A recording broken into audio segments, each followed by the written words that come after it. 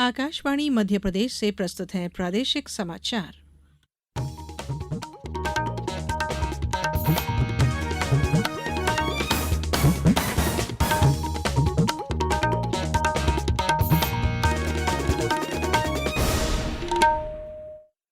नमस्कार।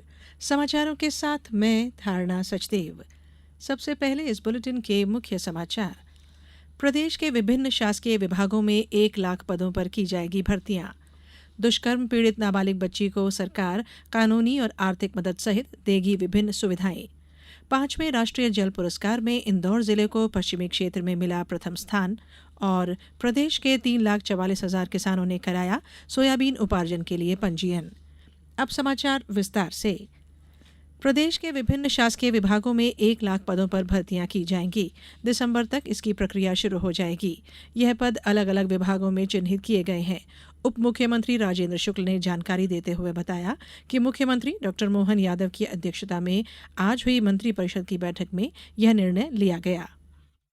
ये जो हमारे 11 विभाग हैं जो रोजगार सृजन के लिए काम कर रहे हैं, एमएसएमई है, इस प्रकार के कई डिपार्टमेंट हैं, उनको अगले 4 साल के लिए कार्य योजना बनाने के लिए उनको निर्देश दिया गया है कि 4 सालों में तो कितने रोजगार के अवसर तैयार कर सकते हैं, जहाँ पर लोगों को ट्रेन किया जा सके अकॉर्डिंगली और उनको वहाँ पर प्लेसमेंट कराया जा सके। और जो हमारी सरकारी डिपार्टमेंट है, सरकारी नौकरियाँ, दिसंबर 24 तक 1 लाख सरकारी नौकरियों की वैकेंसी में भर्ती की प्रक्रिया शुरू होने जा रही है। एक बड़ी क्योंकि मैन पावर की कमी विभागों के परफॉर्मेंस को प्रभावित करती है। प्रदेश की 12,670 मिनी आंगनबाड़ी को पूर्ण आंगनबाड़ी में उन्नयन को मंजूरी दी गई है। इस पर 213 करोड़ का वार्षिक खर्च आएगा। इसी तरह मंत्रिपरिषद ने प्रदेश प्रशासनिक इकाई पुनर्गठन आयोग संबंधी प्रस्ताव को भी मंजूरी दी है।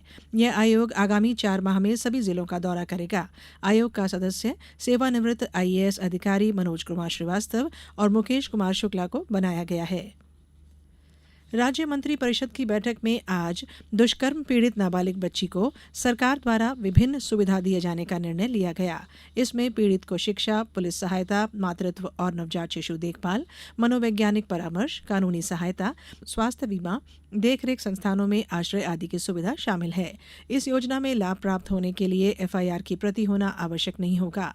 पीड़ित नाबालिग बालिका को गैर संस्थागत देखभाल के लिए 4,000 रुपये प्रतिमाह दिए जाएंगे। योजना का क्रियान्वयन कलेक्टर के माध्यम से किया जाएगा। इसके लिए निर्भया फंड से प्रत्येक जिले को 10 लाख रुपए उपलब्ध कराए जाएंगे। प्रधानमंत्री नरेंद्र मोदी ने रूस के कजान में 16वें ब्रिक्स सम्मेलन से अलग रूस के राष्ट्रपति व्लादिमीर पुतिन से द्विपक्षीय वार्ता की है। बातचीत के दौरान श्री मोदी ने भारत को यह रुख दोहराया कि रूस यूक्रेन संघर्ष का समाधान शांतिपूर्वक किया जाना चाहिए।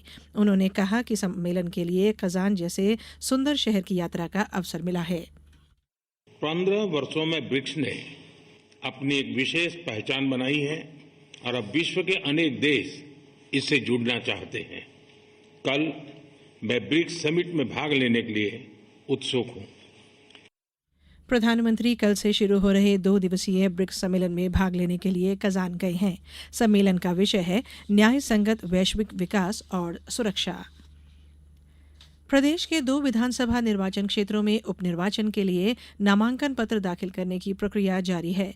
मुख्य निर्वाचन पदाधिकारी सुखबीर सिंह ने बताया कि नामांकन पत्र दाखिल करने के चौथे दिन आज विजयपुर में 1 अभ्यर्थी तथा बुदनी में भी 1 अभ्यर्थी ने एक नामांकन पत्र दाखिल किया।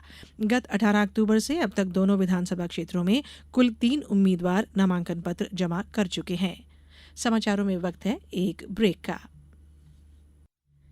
ब्रेक के बाद समाचारों में एक बार फिर आप सभी का स्वागत है। राष्ट्रपति द्रौपदी मुर्मू ने आज नई दिल्ली में 5वें राष्ट्रीय जल पुरस्कार 2023 प्रदान किए।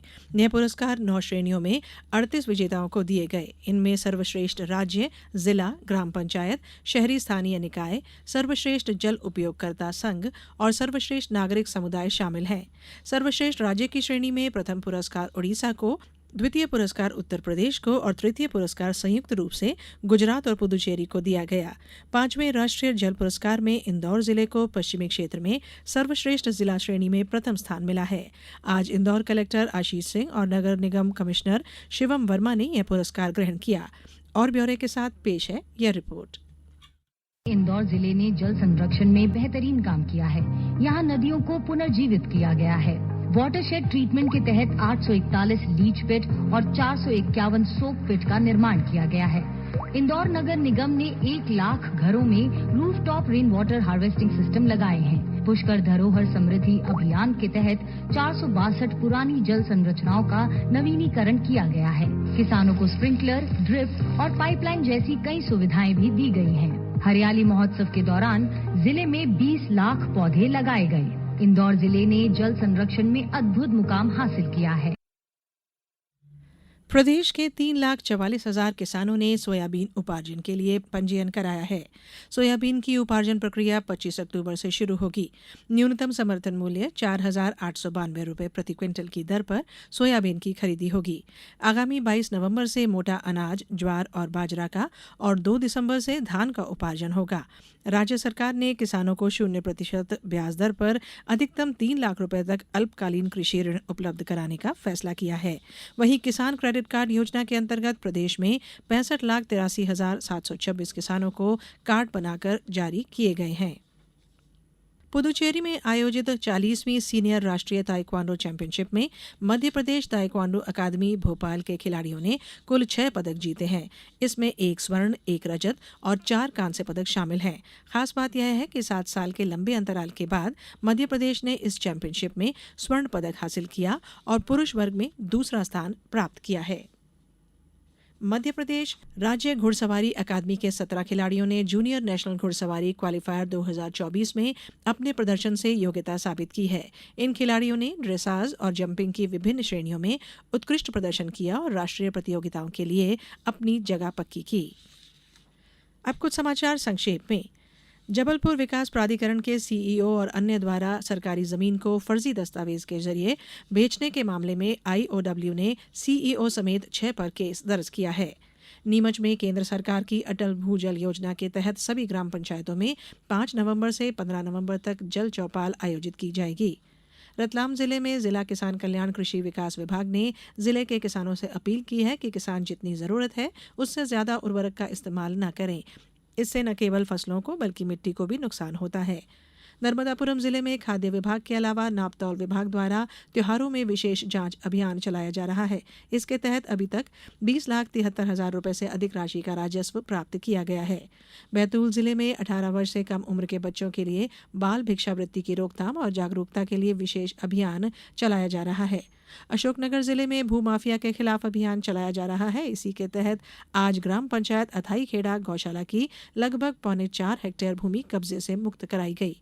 सीहोर जिले के बुदनी विधानसभा उपनिर्वाचन के लिए मतदान दलों का प्रशिक्षण कल 23 और 24 अक्टूबर को आयोजित किया गया है। और सागर में लोकायुक्त पुलिस ने मध्य प्रदेश गृह निर्माण और अधोसंरचना विकास मंडल संभाग के सहायक कार्यालय संपदा अधिकारी को 10,000 की रिश्वत लेते रंगे हाथों पकड़ा है। अंत में बुलेटिन के मुख्य समाचार एक बार फिर। प्रदेश के विभिन्न शासकीय विभागों में 1 लाख पदों पर की जाएगी भर्तियां। दुष्कर्म पीड़ित नाबालिग बच्ची को सरकार कानूनी और आर्थिक मदद सहित देगी विभिन्न सुविधाएं। 5वें राष्ट्रीय जल पुरस्कार में इंदौर जिले को पश्चिमी क्षेत्र में मिला प्रथम स्थान। और प्रदेश के 3,44,000 किसानों ने कराया सोयाबीन उपार्जन के लिए पंजीयन। इस बुलेटिन में इतना ही। नमस्कार।